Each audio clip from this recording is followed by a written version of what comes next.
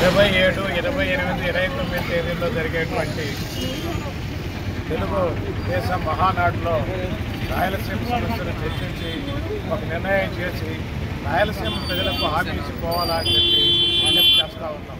ముఖ్యంగా రాయలసీమకు ప్రారంభమైనటువంటి ఫ్యాక్టరీ ప్రారంభం ఏ రోజు ప్రారంభిస్తారో ప్రకటించాల్సినటువంటి అవసరం ఉంది.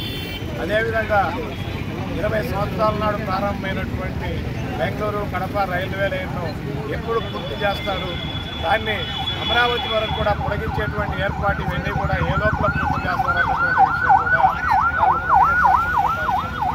అదేవిధంగా విభజన హామీల మీద కూడా వాళ్ళు స్పష్టమైన వైఖరి చెప్పాలి. అంటే కేంద్ర ప్రభుత్వంతో మాట్లాడటం, కేంద్ర ప్రభుత్వంతో చర్చించి ఎప్పటిలోపల పూర్తి చేస్తామన్నటువంటి విషయం కూడా చెప్పాలా. దీంతో పాటు అనేక విభజన హామీలు ఉన్నాయి. బుందేల్ఖండ్ ప్యాకేజీ, అట్లాగే విశ్వవిద్యాలయాలు, అట్లాగే ఎయిమ్స్ లాంటి ఈ ఇన్స్టిట్యూట్స్ వీటన్నిటినీ కూడా ఎప్పటిలోపల కేంద్ర ప్రభుత్వంతో మాట్లాడి పూర్తి చేపిస్తారో చెప్పాల్సినటువంటి అవసరం ఉంది.